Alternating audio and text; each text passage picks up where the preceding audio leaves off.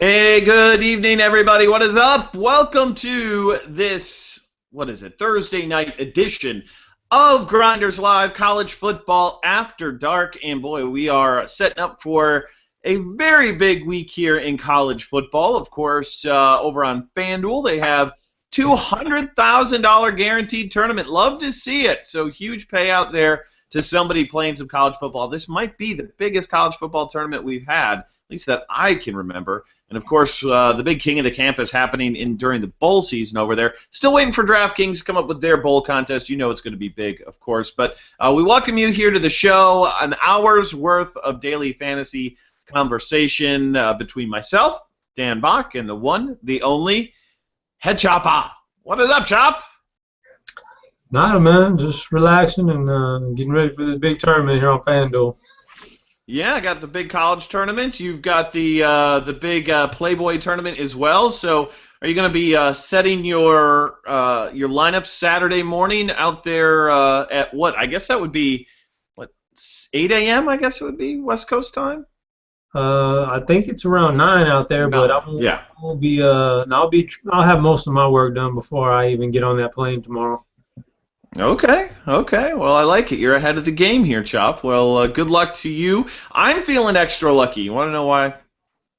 Underwear? Lucky underwear? No, even better than the lucky underwear.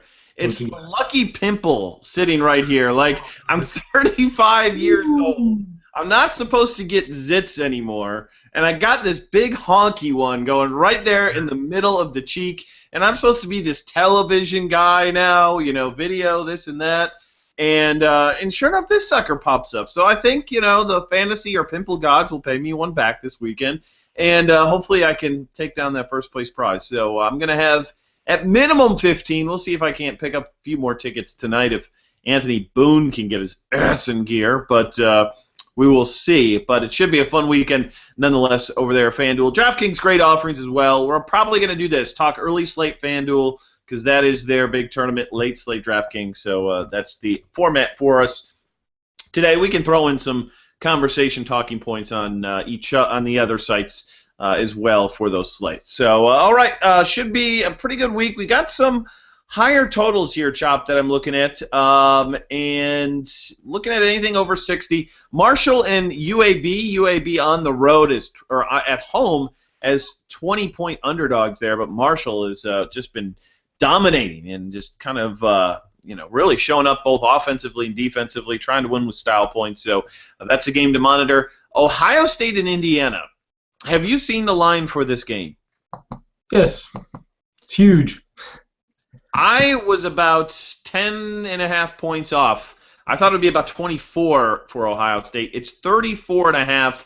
Indiana favored by, or the total is at 65.5. I mean, does this just have Ohio State blowout written all over it? I mean, like, going to win by 50? I mean, 35-point line? That's crazy. Yeah, Indiana just, since they lost Sudfeld, they just can't score anymore, so now they're just in bad shape. I mean, Coleman ran for a good, 300-some-odd yards last week, but yeah, it's obviously incentive is very high for Ohio State to win big here with this playoff system going on. So that's a game to monitor. Let's see, Washington State, Arizona State, 71.5 right now. It's a somewhat interesting line, considering some of the injuries out there. Jalen Strong for Arizona State may or may not play. He's kind of questionable. Washington State, of course, the backup quarterback looks pretty darn good, Luke Falk. River Craycraft, haven't heard anything official on his status, so certainly be very careful if you roster him in that matchup. A few other ones, Texas Tech and Iowa State at 71. Man, that sticks out like a sore thumb. 71 in that? Holy moly. So we'll definitely be talking about some players in that matchup. Colorado, Oregon, 72.5. Big to the Ducks at 32.5. And moving down a little bit more, UCLA and USC is at 61. And that is about it that I'm seeing in terms of our high totaled games for the week. All right, let's start at the quarterback position here, Chop. And I think the big question for everybody this week is going to be JT Barrett or Marcus Mariota. Obviously, the two most expensive guys at least on FanDuel this week at 10-3 for Mariota, 10K for Barrett. I think they're both in amazing spots here. Do you have a preference of one over the other? Nah, I don't. I can't really put my finger on one of them and say he's better than the other. They're both in the exact same position, basically, at home as monstrous favorites. And so, you have to be wary of anytime you get a 33-plus point spread like both of these are. You're wary of that blowout. But they're both in, on paper they should really put up some big numbers before they step off the gas pedal. So I can't really put my finger on one. They're in the. If I was gonna maybe lean one, I'd lean Mariota because I gotta think that maybe the weather is a little bit better in Oregon than down in Ohio State. Just right offhand, I just threw that out there. But that's another thing I'm monitoring pretty heavy this weekend is this crazy cold weather that's moved in. So got to be careful with it. So anytime I can get a guy maybe in a better spot in the nation, weather-wise, I take him. Maybe that's the only tiebreaker right there. Yeah, I'm with you. I don't know. I mean, it's a coin flip. It's if you wanted to split your action up evenly between these guys, I'd be fine with it. Both are in tremendous positions here. Both I think have 40 fantasy point upside on FanDuel this week, and probably a floor of maybe 25 points. And I don't think that. In cash games, I think they're great plays. I think they're going to be really popular in the tournament, and I don't know if the winning team in this big 20K tournament is going to have both of these guys on it, or either of these two guys on it, just because it's hard to get those guys in, say, a Melvin Gordon or a Devin Johnson or a James Conner, some of these big-time running backs. Or Justin Hardy potentially. Receivers not so bad, but if one of those running backs goes off this week, it's going to be tough to win and have a decent enough roster to fill it all the way up with those guys up top. So I'll have some exposure to them, but I don't think it's just on all your teams. So let's find some other guys that we could be looking at here. I mentioned a high total in Arizona State, Washington State. What's your thoughts on Taylor Kelly and Luke Falk? These guys. 8,700 for Kelly, 8,400 for Falk. Who do you prefer? And obviously with the news of Jalen Strong being questionable, and if he doesn't play this week, how much does that sway you off of Kelly? Not too much. I think Kelly's he's going to be fine with or without Strong. He's got a knack for he can take off and run the ball if he needs to. He'll find a way to produce and put up points. I prefer Kelly, if for no other reason than the fact that they're in the same game, but I think he has the better matchup. I think Washington State's a tad bit weaker on defense than Arizona State. If I was gonna, and I guess the spread kind of tells you that also with the big spread there of over 2 touchdowns. Falk, I've been impressed with him, but I don't think he's a Kelly, and I think this could be a little bit of a tougher game for him. He's had some success, and I don't know if he's faced one full game yet. Maybe that was Oregon State. Maybe he took him by surprise, But Kelly, he's just now rounding back into form from his injury. I'd lean toward Kelly. He's pretty multifaceted with or without Strong. Believe me, they're deep. They got deep weapons there, man. Strong stands out, but without him, other guys would step up. Yeah, I think Kelly being back at home is a huge advantage to him here. I mean, this is going to be a high-paced game. I definitely give him an edge, but I will say this: I am a little bit more worried if Strong doesn't play. They're deep, but they're not that deep. They're not like Washington State where they've got like 4 receivers. You take one out and boom, somebody else is right there. I mean, they've got Cam Smith, I believe, is their number 2, and I couldn't tell you who their number 3 wide receiver is. So that kind of worries me a little bit with Taylor Kelly. But Washington State, a big game for Arizona State. They're trying to get to that Pac-12 championship and make some noise there. So they're not going to let up. So I don't think he is in particularly bad spot there. I talked about this total that's high with Texas Tech and Iowa State. Here's the sneaky thing about it.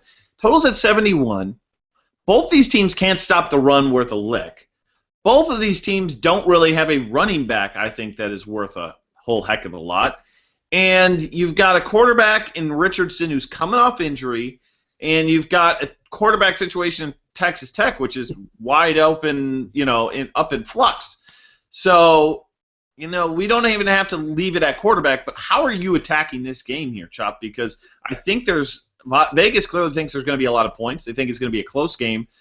I'm just struggling to necessarily find the right guys in it. No, I mean, I've from the teams I've put together, I don't have a whole ton of exposure to this game, and I don't feel that bad about it because, like you said, we're not guaranteed. I don't think that Sam Richardson's going to play. Actually, he was a pretty sneaky later in the day scratch last week, and he actually killed a couple of my teams. So I'm not 100% he's over his shoulder injury. That's not nice. And then, like you said, the Davis Webb, Patrick Mahomes thing is totally up in the air. If you could totally get burned and get killed on that with FanDuel having no late swaps. If you're on one of those guys and he's not the starter, you're in big trouble. So the quarterback is up in the air. The running games don't impress me. When you talk about Texas Tech wide receivers, you got Jakeem Grant, nice little possession receiver, not a whole lot else though. And after that, you're throwing darts because Bradley Marquez hasn't been good since week 3. And over there for Iowa State, I think your best bet might be E.J. Bibbs. And then the receivers are kind of like up in the air. There's a couple nice ones, but nobody I really want to put too much money on. So maybe Bibbs is the guy I'd look at. And, if Sam Richardson's not in there, even Bibbs takes a little bit of a downgrade. So it's a high total, but, man, I just don't know where it's coming from. Maybe I'm wrong, but it's tough to roster a whole lot of people from this game, to be honest with you.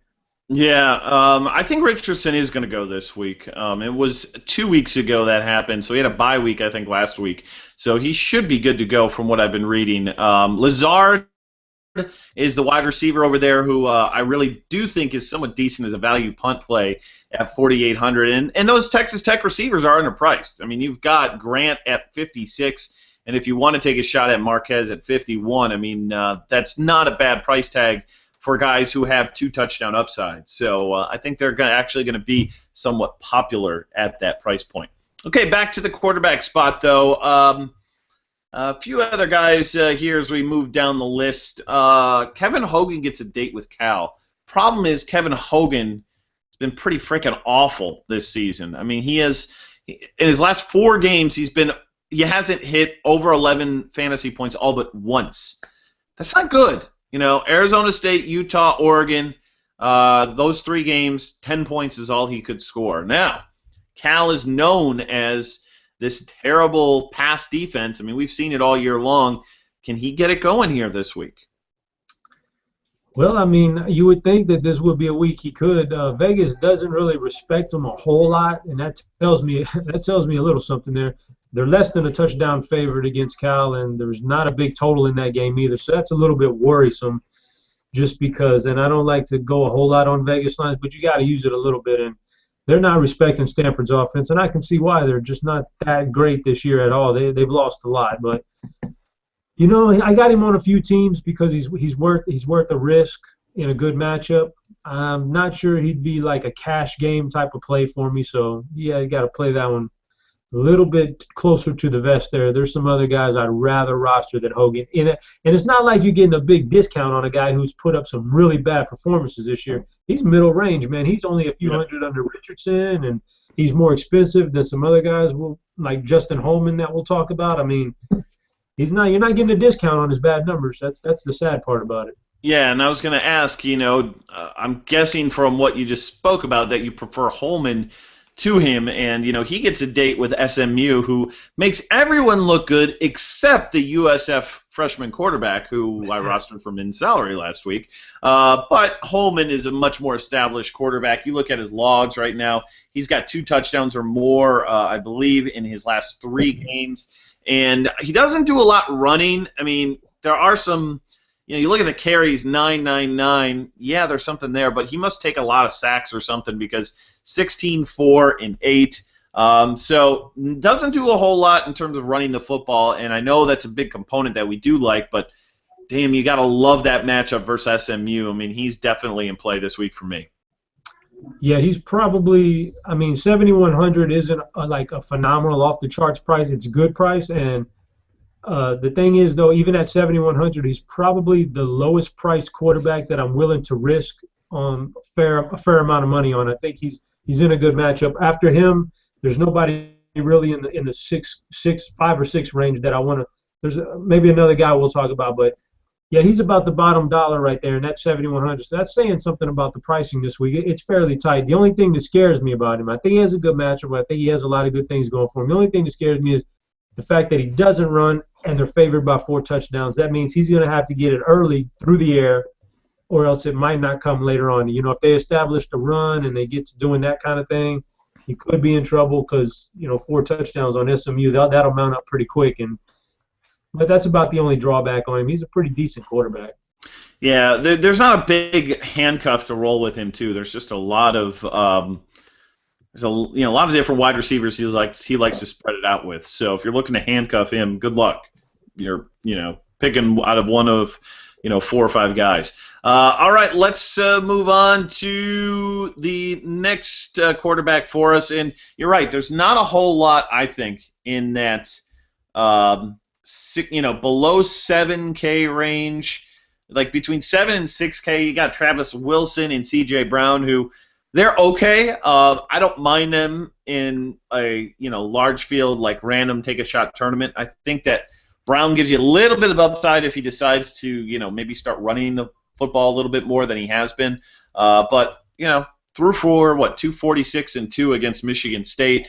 Solid game against Penn State. Wisconsin the week before that. I mean, he's faced some pretty tough defenses here lately. So he finally gets a date with Michigan. So I don't hate C.J. Brown. Pace of that game is going to be slow, but I think just limited. But I want to get your feeling here. Are you the one guy who stands out in the low tier has got to be Cody Thomas. He gets Kansas this week. He's under 5K at 4,900. I didn't have him last week, and he was pretty ugly for a while, but kind of salvaged his day when it was all said and done. I'm assuming he's got to be one of your cheaper favorites this week.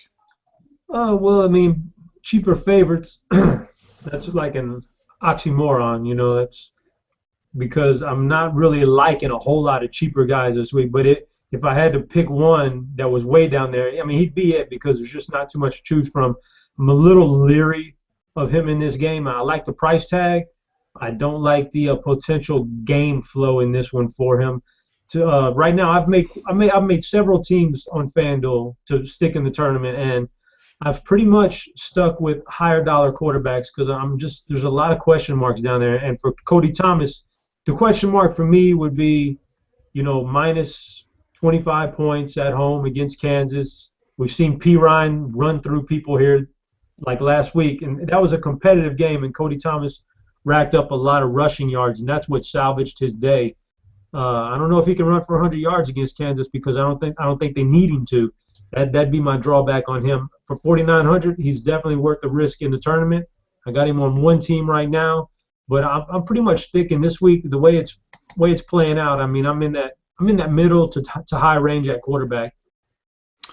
Any other shots in the dark for us at QB? I mean, you mentioned the 2 guys who were the lowest that I was even vaguely looking at, C.J. Brown and Cody Thomas. And C.J. Brown, after I saw that Vegas line, I'm totally off of him now. They're only projected to score about 19 points against Michigan, and that just doesn't do it for me at quarterback. So those are about the lowest dollar. I mean, they get it. I'd say FanDuel did a good job of pricing this week. Those lower tier guys aren't there this week. So that's it, man. Yeah, definitely not at quarterback. I mean, I think a few other spots you can find value, but all in all, I thought they did a decent job at pricing. One thing that does look low to me as we move on to running backs is how did Melvin Gordon rush for 400 yards this past week and 4 touchdowns, and he still is below 11K on FanDuel? I think his price either stayed the same or, maybe only went up like a couple $100. I mean, my goodness. After that performance, I thought for sure they would have priced him out at like 11.5 or 12K, but they kept him at 10.8. You can play him. Your thoughts on Melvin Gordon? His price hasn't moved in a while on FanDuel, and I was looking at his game log just to get him because it gets kind of boring saying Melvin Gordon every week. But the fact is that looking at his game log, since he got hurt that 1 week, 9 weeks ago, he hasn't missed 25 points in a game, and he's had multiple games of 40-plus points. He's the safest, highest upside guy in fantasy college football, and his price is still at 10.8. And considering that you got other guys right below him, who are big names like Devin Johnson, James Conner, Langford kind of guy. I mean, if you're spending that much money on those guys, you might as well just pony up the extra several $100s and pay for Gordon because he's the best thing out there right now. So I don't hate that they didn't jump him up so much that you couldn't play him. Now at least it gives you an option to play him. I mean, if he's at 12 grand, you're never going to be able to roster him. But at 10-8, you could still try to manipulate some things and get him on there. But as far as like a cash game or something, or even this tournament with his upside, man, he's the best thing. He's the best thing out there. Yeah, I think that they might be playing for that Heisman a little bit too. I think they've kind of seen the the fact that nobody's really kind of taken it and embraced it, and I think they're going to keep feeding him. I absolutely do, and I think they don't really have much else offensively on that team anyway. But he'll be pretty popular. I would say his ownership will probably be at minimum 25% this week. That might be low. I think he's going to be really, really popular. So if you want to play the fade, he's a guy I think you could play the fade on. A few other guys who obviously stand out. Jeremy Langford versus Rutgers. We saw about a week ago it was, Melvin Gordon? Or no, Melvin Gordon was a couple weeks ago against, who was it last week against Rutgers? Somebody went off against them. Evan Coleman did pretty good. Evan Coleman, yeah, that's what it was. So, I think Langford, you look at him, he's starting to put up those numbers that we expected to see earlier in the year, 100 yards and like 2 or 3 touchdowns. I mean, he's scored 3 touchdowns or more in 3 of his last 4 games. I mean, that's just nuts. So I think that he's definitely a guy you got to take a look at. Next guy I want to talk about. What do you think of David Cobb against Nebraska? Black Shirts got lit up by Gordon last week. 8,700. Is that too expensive for you, or do you like Cobb? And what do you think about him compared to Amir Abdullah this week? Ooh, that's a good one.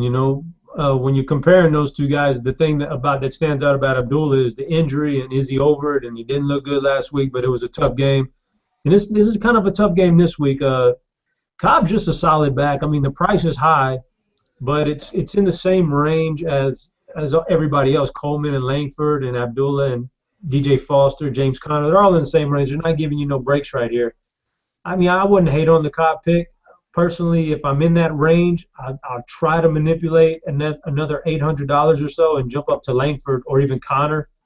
But I don't hate on the Cobb pick. As far as this tournament is concerned, it's going to be a guy like Cobb who's going to be super under-owned because everybody's going to be in that neighborhood of salary, and they're not going to take him, and he could easily go for 200 yards. That's kind of back he is.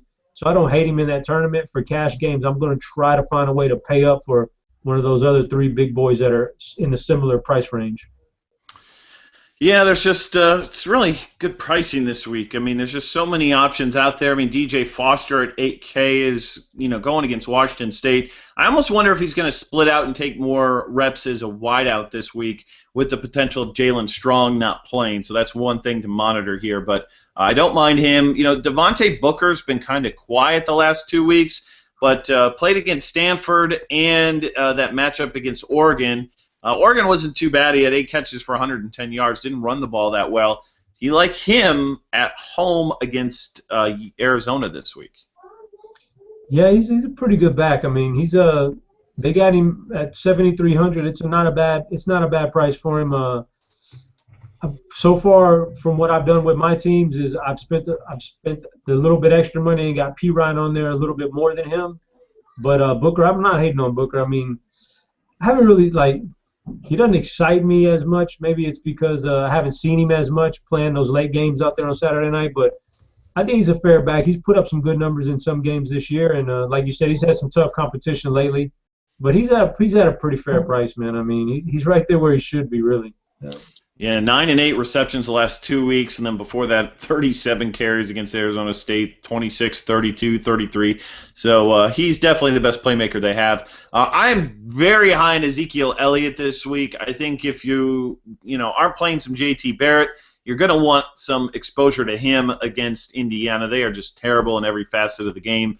And like we say, we expect big things from Ohio State. Totally off of Nick Wilson. Dalvin Cook, who's looked good for Florida State the last few weeks, he's somebody that, just too many carries going around. I don't see a point in paying $6,600 for him when you can go up and get Booker a little bit higher, or go down and get, or in that same range, go and get Ezekiel Elliott. So I think I'll pass on him. Any thoughts on anybody else in like the 6K range that you like? 6K range, somebody that I might have a little exposure to is Terry and Foster from Notre Dame. It's a tough game, but maybe that tough game scares people off of him. I don't think Louisville is as tough as maybe the numbers. I've seen Florida State went in there, and they have some good running backs. They went in there and pounded the ball at Louisville, and they ran all over them, especially in the second half. And Falston's probably as good as Dalvin Cook, as far as Dalvin Cook went off on him, and so I think Falston has a chance to do all right. It's cheap. I mean, when you're getting in this range, you're not talking about like the Abdullahs and Langfords and guys. You're taking a chance on any of these guys, and so if you're going to take a chance, he's got a lot of talent to take a chance with that 6,100. I like Justin Jackson a little bit better at 6K. Going against Purdue, and he's our horse. 20 carries or more. 1, 2, 3, 4, 5.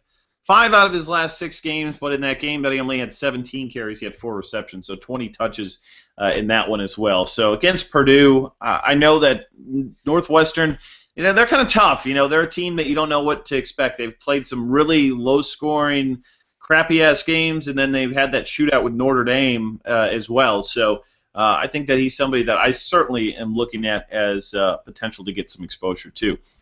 Okay, we move into the 4 and 5K range, and the only guy I think stands out for me is Akeel Lynch of Penn State against Illinois. He is 4,900. Besides that, it is slim pickings, again, on the cheap end this week. We talked about the good salaries. What are your thoughts on, maybe Aaron Wimberly for Iowa State? We talked about Texas Tech's bad rush defense. Would you take a shot on him at 4,600? No, he's off my radar.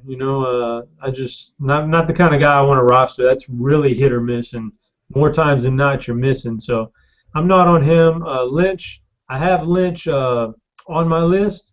I'm a little bit like I was all in on Akeel Lynch. I think it was 2 weeks ago against Indiana, because I saw like an uptick in carries, and I thought it was going to be his breakout game, and he was horrible against Indiana. Got nothing going. So I was kind of backed off of him, and then, of course, he had a big game last weekend. So I'm a little bit leery of him. I do have him on a roster right now on FanDuel. But, I'm a little bit leery of him. If there's one guy I'm maybe looking at in that range, and it's a dart throw, like you said, man. These guys are tough. But at 4,900, one guy seems to me that's getting more touches lately is Demario Richard from Arizona State. They're moving DJ Foster out to catch more passes now, and Richard's kind of playing in the backfield a lot more. He's definitely seen a big increase in snaps lately and carries, although the carries you would want a little bit more out of him. But against Washington State, they have a bad defense. Maybe Arizona State wants to control him more. He's getting as many carries as DJ Foster is these days, because they're moving Foster out wide. So maybe Demario Richard from Arizona State is a dart throw in a tournament that may pay off this weekend. One last name for you, Davion Smith, 5K on FanDuel, pretty cheap on DraftKings as well. That Michigan teams is hard to predict, so tournament only. But he's somebody who went over 100 yards this past week, and I expect them to maybe go back to the well with him a little bit. Okay, moving to wide receivers here, and this is a spot where there's not a whole lot. There's only one guy over 8K that's going to eat your salary here, and that's Justin Hardy. Now, I think we both agree he's a tremendous play. If you play Hardy, do you just go ahead and automatically find Shane Carden and handcuff him? Is he that kind of wide receiver that you want to handcuff him with Carden, or not so much? No, not for me. If you're playing if you're playing Carden, then I don't think there's a need. You don't have to handcuff him because he has like 3 or 4 weapons. And if you're playing Hardy, boy, if you try to handcuff him with Carden at those 2 prices, you're really going to mess up the rest of your team basically. So I don't think it's necessary, but you could if you have some good sleepers, and it's going to make for high upside, but it's going to put a dent in your roster. So I'm not necessarily handcuffing him per se, but he's definitely clearly the number one option in this wide receiving slate right here. There's no, there's no Cooper or Kevin White in this thing. None of those big boys. He is the big boy, and there's a pretty significant drop-off after him. Our boy, the Spruce Goose, has gone for 9 and 13 receptions the past 2 weeks, but FanDuel, not a PPR site. No touchdowns in the last 3 games. He gets Oregon. Again, another high-paced game. His quarterback, Leafau, is questionable. He got knocked out of the last game. I don't think he's practiced here as of Thursday, so keep your eye on that. But 7,600, he's obviously got some upside. Fuller or Parker in that Notre Dame Louisville game. I'm kind of curious to know who you prefer and kind of your thoughts on that game. It seems like with Notre Dame, their defense is just so bad that the opposing team makes it a shootout. But Louisville is a team whose defense is really, really good. So I'm curious your thoughts on those two guys and that game in general.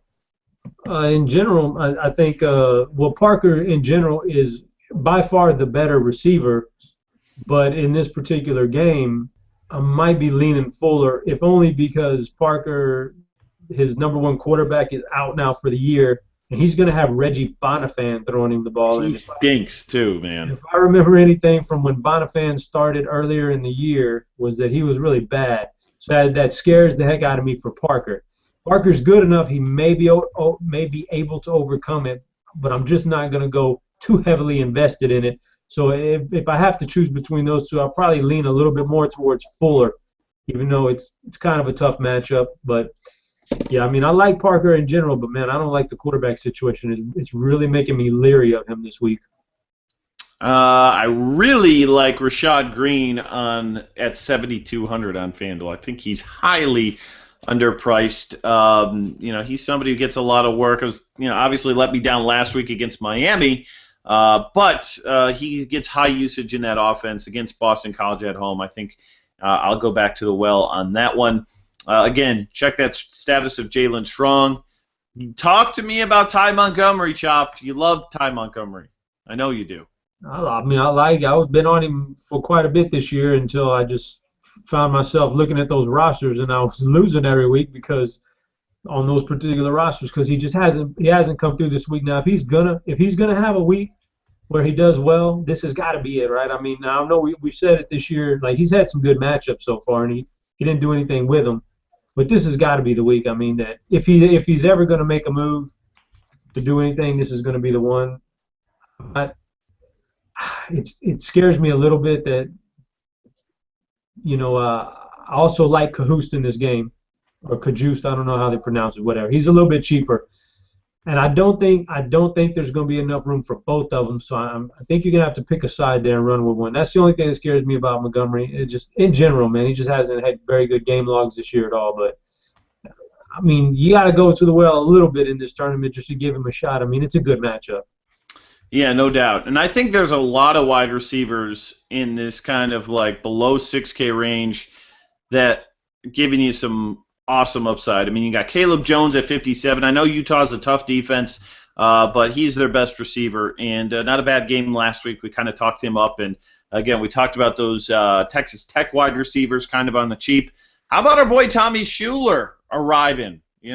Another decent game last week. He hasn't gone for 20 fantasy points yet, but he's definitely getting his targets. I don't hate him this week at 5,600.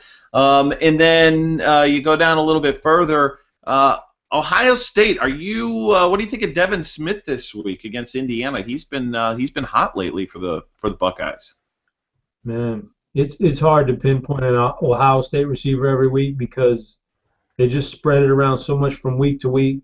But what'll happen is the guy who wins this thing will probably have like a JT Barrett kind or a Marcus Mariota, and he'll pair him with the perfect wide receiver that week, which is going to be totally hard to predict.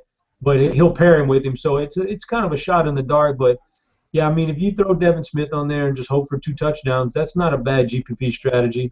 He's got as good of a chance to catch balls in that offense as anybody else. It's just hard to pinpoint where they're going to come from with Ohio State. You have a favorite UCF wide receiver this week? No, not favorite. Definitely not a favorite, but I'm probably lean a little bit. Actually, I'm pretty equal on both of them, but probably go Perryman. Probably go Perryman a little bit more.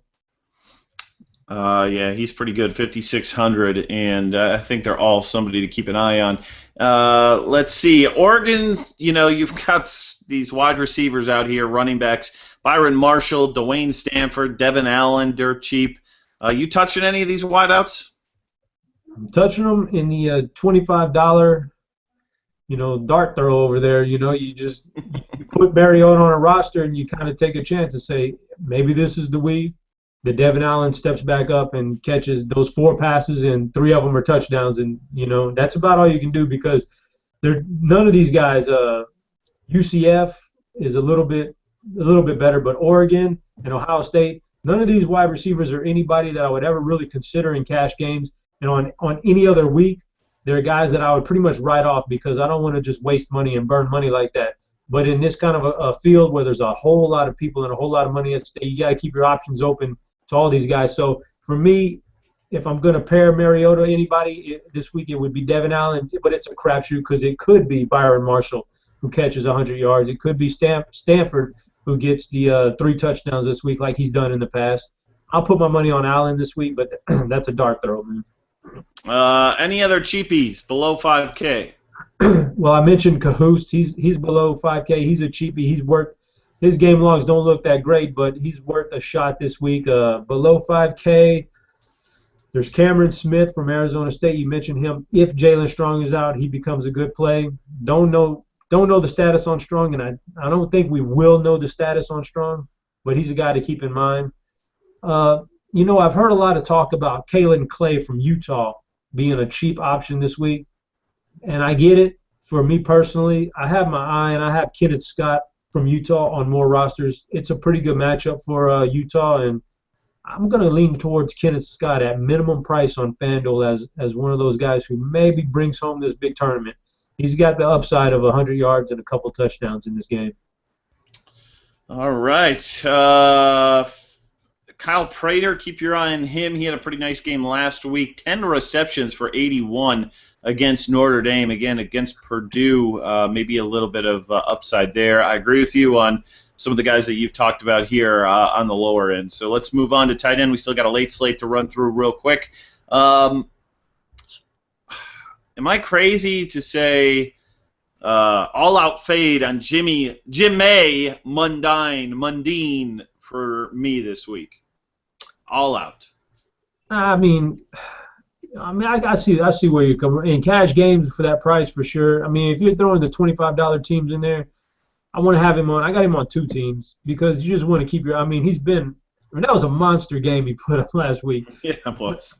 For a tight end, you kind of want to. If somehow, obviously, he's shown okay, he can do it.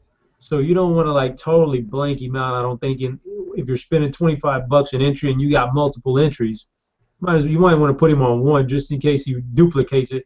The truth is, that wasn't a fluke performance, really. That was since Cummings took over as quarterback for Kansas, the guy's been extremely, extremely good. Since Cummings took over, he's probably been the best tight end in fantasy. So I don't think it's a fluke. I wouldn't expect that again. He's expensive. I could see a fade in cash games, and if you're sitting on a small amount of entries. But if you got plenty of entries to burn up, you got to throw him on 1 or 2 just in case, man. He's one of the rare tight ends who could go for 130 yards and a touchdown. EJ Bibbs, Max Williams, these guys are good every week. I don't mind Evan Ingram as well. Did you see who had a big week last week, Chop? It wasn't Fropenapel, was it, man? 6 for 107 and a TD. Right when I start fading him, he starts coming alive. He was huge. The announcers were loving him. They were loving the I think it's Fronapel, but I prefer the Fropenapel much better. I'm gonna put him on my list. Looked good last week. So 3,500, reasonable salary. A couple of cheapies. I always like Jake Doozy of Iowa as a cheap option. He actually gets a lot of targets. 3 for 110 last week. He won me some money, so he's somebody to look at. Your boy Dan Vitale at 3,100, and Sam Arneson for 3K punt. We always like him as a potential. Any other guys? What do you think of Jesse James this week versus the Illini? Yeah, he's not on my list just because Eesh. You just hate Hackenberg. His Hackenberg's bad, and when you look at his like game logs, you just think, man, there's one game, two games in there, maybe out of 10 that stand out. I don't want to, I'd rather take a shot with a guy who's 3,100 like Josiah Price, who's shown that he catches touchdowns at least. There's not a whole lot of like catches and yards there, but you got about a 50-50 shot at a touchdown with Josiah Price or even Sam Arneson, but with a guy like Jesse James, you've got about not quite even, a 30% chance that he puts up a 2-catch game for 20 yards. No thank you. Okay. I'm going to throw another name out there. He's been crap all year, but maybe this is the week. Some Austin Hooper action, 3,200. No, I got him on my list as a guy who he's worth a dart throw against that defense, sure. Anybody versus Cal is worth a dart throw. There's no doubt about that. They're going to score some points somewhere. I don't know, They got no running back. They've got no running back. Defense, kickoff returns, punt returns. Somebody will score points, but yeah, you just got to find the right guy. It might be Hooper this week. This might be the week like a Kelsey Young at running back scores the Stanford points. You never know. I mean, they're such a bad offense that it could come from anywhere. So Hooper's as good a bet as anybody. Okay, we're going to run through this late slate real quick. I'm going to kind of focus on DraftKings. We went through mostly FanDuel there. You know what I put one team together, and I put up the top two quarterbacks I feel this week in Prescott and Petty in the late slate, and made it work, I think, somewhat okay on DraftKings.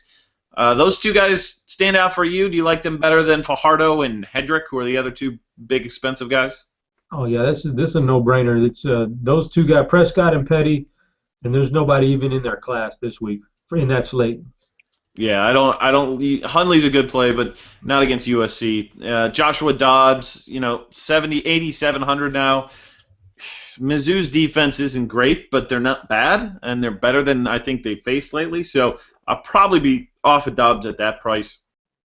As you go down, not a whole lot. I'll tell you this much: Siler Miles, I watched him a lot last week because for whatever reason my dumbass rostered him, and that was a good team, but except for him, he stinks, man. He is. Maybe I'm Dan panning him here, but he stinks. He's been awful all year long. I mean, I noticed that right around the third game how bad he was, and I mean, I rostered him at some point after that because you see this price of like sometimes I think he was like sub $5,000 last week or something ridiculous. You feel like okay, he's got to make value, but he never does because he sucks, man. So yeah, I wouldn't mess with him, especially not against Oregon State, who is a sneaky good in the pass defense. Minus a couple of bad outings, but they've got a good cornerback over there that could shut down Washington. Just a note here, Dax Garman banged up for Oklahoma State. If he doesn't go, looks like Mason Rudolph, I think he's not sure if he's a true or redshirt, but the freshman would likely get the call there. So definitely take note of that. Listen, man, that right there, I think you just might have hit something right there. Really? Yes. Think about it. We're in the holiday season. You got Rudolph, red shirt, Rudolph, red, holiday season, the red-nosed reindeer. You might have hit something and didn't even know it there. But maybe. We love the narratives. Signs like the Mel Gibson movie, the signs are all coming together now, man. It's here for a reason. Roster him and lose all your money. And then you can't buy no holiday gifts for your family. Oh, we don't want that. No. So, yeah, save your money and probably don't roster him. Matty Mock, 5,400 on the road at Tennessee. I'll probably pass. Just not a whole lot of cheapies standing out in this late slate, so I think you spend up at QB. Running back wise, you got big names like Duke Johnson, Jay Ajayi. They're fine this week, of course. Josh Robinson versus Vanderbilt, pretty good. Javorius Allen's been a bit of a disappointment. You think he gets going this week versus UCLA? He's only 7,200 on FanDuel or on DraftKings. They've really dropped his price. Yeah, I think this is a good week for him. Actually, I'm liking this game in this particular slate. There's not a whole lot to choose from, honestly. I like this game quite a bit, actually, to be that good old rivalry shootout. And I like Allen. I'm sure we'll hit on a bunch of the USC receivers coming up, but I like Allen to get back on track. I also like his counterpart in that game, Paul Perkins. His price is kind of high, but I kind of like this game to get going here and get some points. This is a good old UCLA USC rival. I mean, this is as big of a rivalry in college football as it comes. Those crosstown rivals. So I'm looking forward to this game. Sneaky play for you. Joey Lasefa of Hawaii is back running the ball about 28 times a game. UNLV pretty much stinks, so he should get a heavy workload in this game, and I could see him having a pretty good day and be relatively underowned. Thoughts on Brian Hill of Wyoming? 25 for 122, 23 for 281, 28 for 121. He gets Boise State at home. You like him? He's a very good running back. I watched him actually a full game a few weeks ago, and he's a really talented guy, man. And if you remember, this is the guy filling in for an injury. God, I forget the running back name that went down. Sean Wick. Yes. Okay, Wick in this offense put up some pretty good numbers. He was a good fantasy back. Well, Brian Hill's got a lot more talent than Wick, and he's a young guy, and he's just getting better every game. And he actually was a defensive guy that they moved over to running back at some point in his young college career. So he's got a lot of upside, and he's putting up good numbers, and it's not a fluke. He's a really good running back in a really good running back system. So, yeah, they kind of raised the price on him from what he was, but I still think he's definitely rosterable. Definitely at that price for sure. Couple of mid-range guys. Don Jackson had 3 touchdowns last week for Nevada. He's 6,200 this week, so gets a date with Fresno, another team that's been beat up a good bit this year. Jalen Hurd, he's been solid. Mizzou, again, I'm not sure about the pace of this game. Going to have to dig a little bit deeper into that one, but decent price tag at under 6K. Shock Linwood's been a real disappointment. He's getting a lot of carries. Can they bring back what's his face from last year? I don't think so. But why not? Why did he leave early?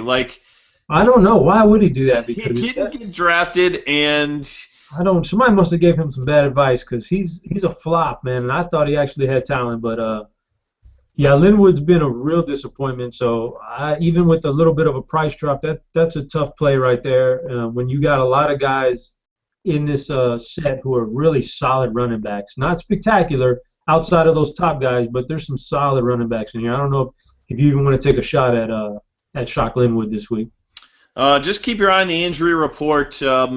Joseph Quezada, he got a bunch of carries the other day, last game, 24 for 112 against San Jose State, only because Martez Waller went down. I haven't heard of Waller's status, but look that one up before you put your teams together because he could be a nice value play for you. The guy, though, that I'm looking at this week, Taron Ward out with a meniscus tear, so it's the Storm Woods show finally. He's been okay, Chop, in this role of split back with Ward. Now he's the featured guy. I think if you put their output together, you'd be pretty impressed. And I think Storm Woods is somebody you might want to roster this week. I know it's Washington, pretty good defense, but I don't hate on him. No, don't hate on him. I think you for that price you can roster him and hope he gets some good production. I wouldn't say that you can just put Teron Ward was a better running back. I think he was a better running back than Storm Woods. So I think this means more carries for Woods. I don't think necessarily means he's going to improve as a running back, but it's Washington. They're kind of tough. But at that price, if that's what you fit your 2 big quarterbacks, you kind of got to go that route because there's not a ton of value out there at wide receiver, and we'll get into that. Yeah, and he hasn't had a lot of receptions the last few games, but if you go earlier in the season, he had 3, 2, 4. So I think he can catch the ball out of the backfield a little bit as well. So I like him for the cheap.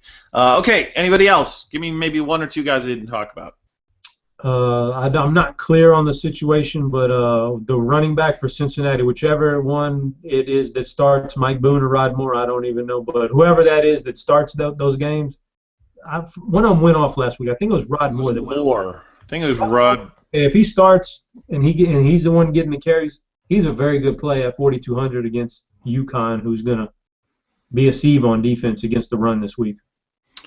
All right, quickly on to wide receiver here. And, again, this late slate, you actually do have some marquee names, 2 of them from Baylor, and Coleman and Goodley. Obviously, they're fine plays. We love Bryce Petty this week. Nelson Aguilar, he's absolutely on fire right now. I'm just I mean, last game was sick how much he was targeted. Over 200 in each of the last two, but 9,800, it's impossible if you're going to go with two stud QBs, and I think you got to do it in the late slate. So for me, if you want to play contrarian, load him up with some Cody Kessler, but honestly, I don't expect myself to have a lot of exposure to him. Yeah, they really priced him up. I mean, it's a shame too because I really like him this week, but that's tough, man. I mean, if you want to do something where you go and take a chance on the Marty Mack, I don't know if that's what you wanted to do. If a guy like Aguilar comes out and catches, and it's a rivalry game, it could happen. If he catches another 12 balls, like last week he caught like 15 or more, I don't know. But if he comes out and catches a dozen balls like he did last week, and actually a few weeks in a row, and puts up these gaudy numbers, he's going to be worth it, and he's going to be under owned. You have to take some chances somewhere though, so that's where you're going to get into trouble, I think. But he's great. He's the best wide receiver on the slate, though. Yeah, he is, definitely. A few other names to look at. I think you're paying a premium on Sparebeck right now. I think Williams Rhodes, for a big discount on DraftKings, I would prefer him this week. Thoughts on Devontae Davis against Hawaii, 5,100? Not a bad price tag. He's got a lot of hype. I mean, they say he's pretty good. I haven't seen a whole lot of it.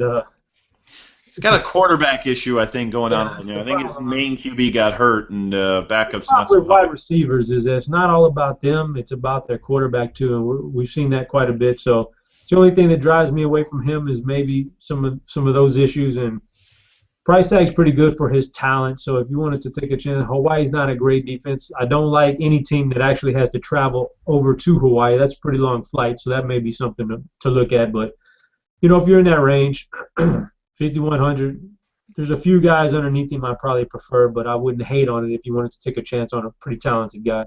Okay, well, give me some of those guys you like better. You mentioned Williams Rhodes in this format, PPR. He'd probably a pretty good play, better than like if you were on FanDuel. But Jordan Payton is at 4,800. I think that's underpriced for this kind of a game. UCLA is projected to go over 30 points. That's pretty good, and I think that he gets a piece of it. He's the number one wide receiver. If you don't want to go Aguilar and you wanted to go against the grain, and I wrote this guy up, I don't have a problem with taking a shot on Juju Smith from USC. He's been pretty active. You just wanted to say Juju on the show. Targeted, he's had some nice targeted games where he got targeted pretty good by Kessler.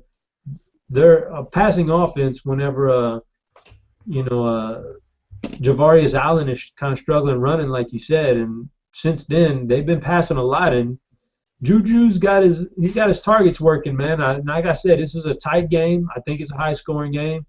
And if something happens and they decide they want to double cover Aguilar somehow, boy, this guy's going to have a monster day. He may be a perfect play for a GPP. Also, for Oregon State, I wouldn't hate on either one of their wide. They got two guys you could go to now, Victor Bolden or Villamon, and both of them are pretty darn good. Who I talk about every single week, it seems? Who's one guy we always seem to talk about? Value wide receiver. Bud Sasser. Bud Sasser, you're right. He's back again at 4,400 against Tennessee. Even last week, didn't score the touchdowns, but, 6 for 83? That's pretty acceptable total, I think. So at the price point you're paying, he brings you some upside at that number. Philip Dorsett, another guy, great tournament play as always. I'm going to call it. Jamion Lewis, 100 yards, touchdown this week against Vandy. He's due, man. He's due, and the matchup is never going to be better because Vanderbilt is really, really bad. Vanderbilt just doesn't have any. They can't stop anything right now, and Mississippi State's a powerful offense. They won't be able to stop them. So if they want to get Jamion Lewis back on track before some of the big games coming up at the end of the year, this would be the game where they just kind of feed him and let him go with it. And I'm not doubting that he does put up a monster game here. Don't mind a little Chris Moore action for Cincinnati. He looked all the best wide receiver last week, 3,700. That wide receiving core is kind of tough to predict week to week, though, so a little bit of risk in there. Not falling for Deshaun Fox. No, thank you. Learned our lesson there. Maybe Jadon Mickens, a little underpriced, I think, at 3,600. Hit or miss player for sure. But if he hits, he can hit big. So just somebody to add to our list. Okay, tight ends, and then we'll get on out of here. It's been about an hour, so certainly appreciate you jumping in with us. My boy Clive, he's awfully expensive this week at $4,500, so I'm not sure I can roster him. Obviously, you know, he's the number one guy, but who else are you looking at? Give me some names that you're rostering late slate. Bryce Dixon, USC. Connor Hamlet, Oregon State. Jared Gibson from Nevada. Stephen Shue of Vanderbilt? Probably not so excited about that one. If you need a punt, maybe Jake Rowe of Boise against Wyoming, maybe. But Jared Gibson, yeah, I like him a good bit going against Fresno. He could be a good play for you this week. All right, we're done. That's it. Chop, I think next week, I don't know what we're going to do next week, man. We'll have to figure something out because isn't next week Thanksgiving? Yeah, Turkey Day. That's right. I don't know. We might go early, might go late. We just won't have a show. We'll see.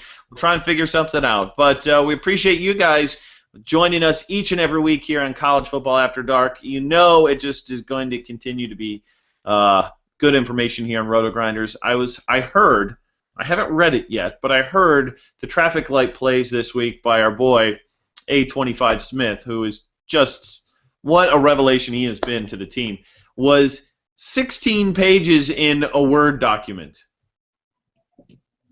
That's a lot. He's doing extra work here because it's it's the big weekend over on FanDuel. So make sure you read that. Subscribe to our incentives.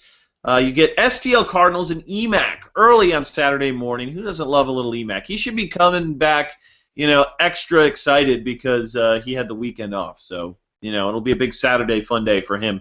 And, of course, Chop, he sits in the expert chat in the morning on Saturdays from, 10:30 to 11:30, answering your questions one-on-one, and doesn't get much better. Advice from, my mind, the best college football player out there in Mr. Head Chopper. So, till next week, Chop, have yourself a great weekend out at the Playboy Mansion, and happy Thanksgiving to you and yours. And you too, man. Yeah, definitely. What's the favorite thing for you at Thanksgiving? What's the one thing that your go-to on Thanksgiving? There's so much, but probably my go-to is my mom's stuffing. Your mom's stuffing. Oh, she makes this family recipe passed down from my mother and all this other. It's the best, man. It's just the best. Now, here's the question. Has she passed it down to your wife, or is she that protective of the recipe that she's not willing to do that yet? At this point, she has not passed it down because she's still very healthy and very able to make it every year, and that's the one she wants to make it every year, and she wants to be able to say, okay, I'm bringing the stuffing. So there's no way she's giving it up right now. Maybe in 10 years when she's feeling a little ill and she can't make the stuffing anymore, maybe she passes it down then. But right now, no, she's keeping that thing tight in her, holding her cards close to her vest. All right. Well, I'm a big broccoli salad guy. My wife makes a hell of a broccoli salad. So there you go. I know it's so lame, but it's good. Okay, folks. Have yourself a great weekend. Till next week, holla.